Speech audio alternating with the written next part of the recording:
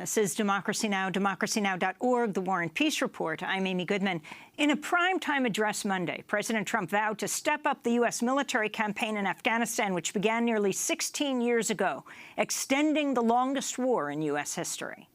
The consequences of a rapid exit are both predictable and unacceptable.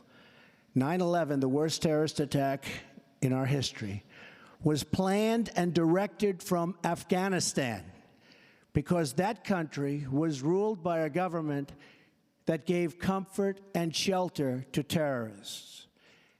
A hasty withdrawal would create a vacuum that terrorists, including ISIS and al-Qaeda, would instantly fill, just as happened before September 11th. Earlier this month, the New York Times reported President Trump may have found a reason to prolong the nearly 16-year war, Afghanistan's untapped mineral deposits, which could be worth nearly $1 trillion. The Times goes on to say, quote, Steven Feinberg, a billionaire financier who's informally advising Mr. Trump on Afghanistan, is also looking into ways to exploit the country's minerals, according to a person who's briefed him. Mr. Feinberg owns a large military contracting firm, DynCorp International, which could play a role in guarding mines, a major concern, given that some of Afghanistan's richest deposits are in areas controlled by the Taliban. Well, the New York Times reports Trump discussed Afghanistan's vast deposits of metals and rare earth metals with Afghan President Ashraf Ghani and is reportedly considering sending an envoy to Afghanistan to meet with mining officials. Shortly after the Times piece came out, I spoke with Kathy Kelly, twice nominated for the Nobel Peace Prize. She's co-coordinator of Voices for Creative Nonviolence, a campaign to end U.S. military and economic warfare, and Jody Vittori, Senior Policy Advisor for Global Witness on Afghanistan policy. Jody spent 20 years in the U.S. military, where she served in several countries, including Afghanistan, has received numerous military awards, including 2 Bronze Stars. I started by asking Jody Vittori whether she thinks U.S. troops should leave Afghanistan. At this time, I don't think that's probably a good idea. Global Witness does not take a position on U.S. troops, I should note. Nor would it ever take a position on U.S. troops. But one of the issues that everyone does face is that pretty much everyone acknowledges that if the United States pulls out, the Ghani administration will fall. And if you play kind of the mental mind game of what does that look like when his administration is gone, and you run through the different alternatives of what comes next, all of them are pretty frightening, whether it be the Taliban who would take over, which is not a high likelihood, but they did manage to do it before, and that was obviously a terrible possibility we would like not to see happen again, or whether it's some sort of strongman warlord who has been heavily invested in the corruption and conflict already in the country. Any of these major warlords would be someone who's pushed the country into this situation already, taking over, or whether the country just divides up into a whole bunch of warring fiefdoms, each supported by their various international power, whether that be Russia, Pakistan, Iran, China, or whatever. All of those are deeply troubling. So it's one of those situations where there's really not a good way forward. There's just some really there are some really worse ways to go forward. And I think anything that allows the Taliban, that Ghani government to collapse is highly problematic. Instead, we need to look at how do we build a government that's transparent and accountable to its citizens, that protects human rights, that protects the democracy that's supposed to be enshrined in their Constitution, and starts to build a resilient society that can stand on its own in the long term. Kathy Kelly, do you think U.S. troops should leave? Yes, I do. I think that in many ways the governance of Afghanistan has already collapsed. The government of Afghanistan isn't able to provide for people protection. They're not able to provide jobs. They're not able to provide environmental security. The groundwater in Kabul right now is said to be at risk of high contamination. The United States is one among many warlords right now. It's certainly the heaviest armed and the warlord with the most access to funding, but it's not the case that the United States has been shoring up some kind of governance that's been advantageous to people in Afghanistan. If it were, I think the United States wouldn't be so interested in mineral wealth as interested in restoring the agricultural infrastructure of Afghanistan. It's a country that needs to be able to feed its people, not be sending them down into the dungeons of mines to work as serfs. And to restore that agricultural infrastructure would require reseeding the orchards, cleaning out the irrigation systems, replenishing the flocks. And those are things that could be done. It would require weaning people off of the opium trade. But the Taliban showed that that was possible when they first came into power after 2001. So I believe that the United States could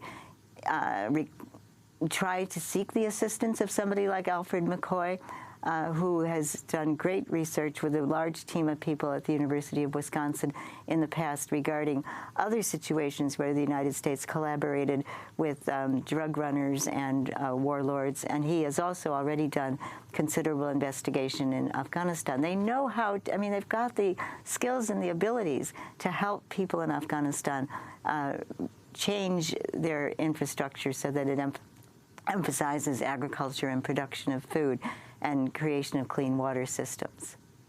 Jody, I wanted to read from a recent Guardian piece. The number of civilian deaths in the Afghan war has reached a record high, continuing an almost unbroken trend of nearly a decade of rising casualties. The number of deaths of women and children grew especially fast, primarily due to the Taliban's use of homemade bombs, which caused 40% of civilian casualties in the first 6 months of 2017, according to UN figures released on Monday. And during the month of June, the U.S. carried out 389 airstrikes, the highest monthly total in 5 years. 2 weeks ago, the UN said the number of civilian deaths in the Afghan war has reached a record high.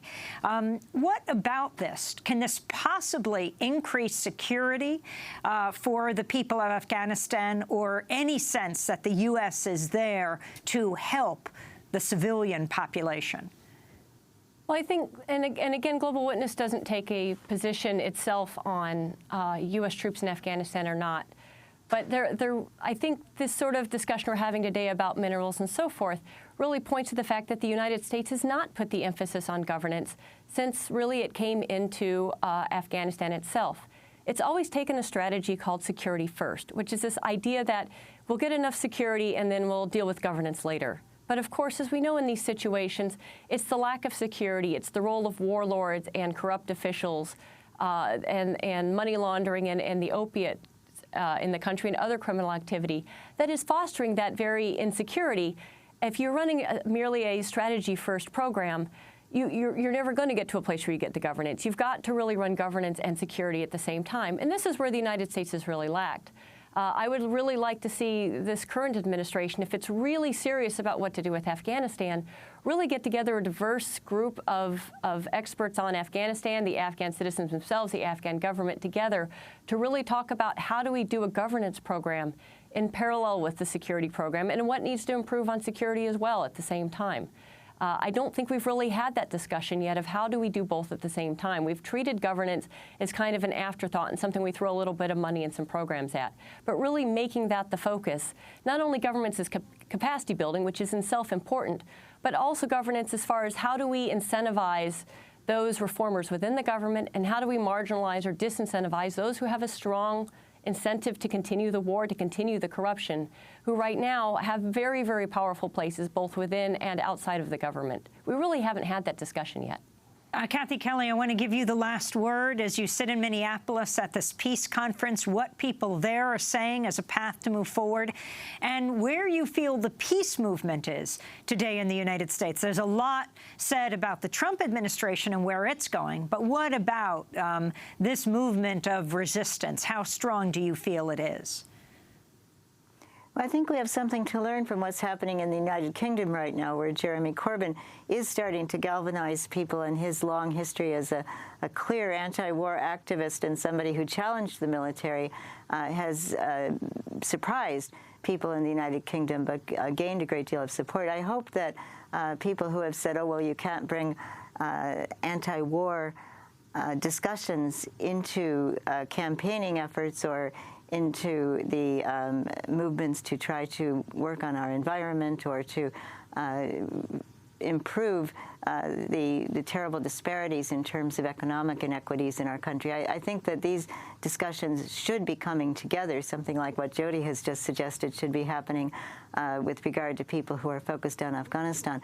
But I think that the United States should never assume the posture that we somehow are the responsible people to effectively lead another country. Afghanistan is not our country.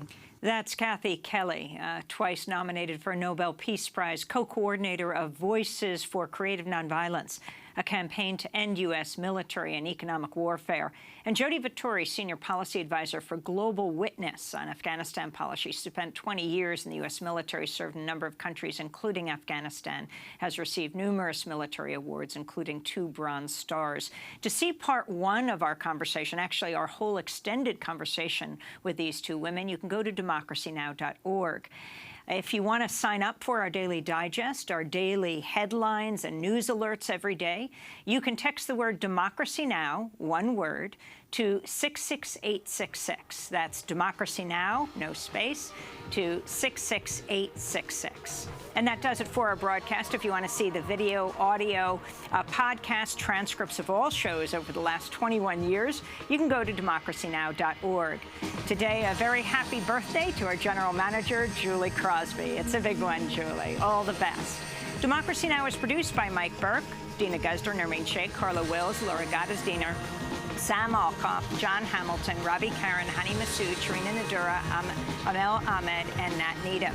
Mike DeFilippo, Miguel Noguera, and Paul Huckabee are our engineers. Special thanks to Becca Staley, Julie Crosby, Hugh Grant, David Prude, Ariel Boone, Vesta Godars. Our camera crew, John Randolph, Karen Meadows, Anna Osbeck, Matt Ely. I'm Amy Goodman. Thanks so much for joining us.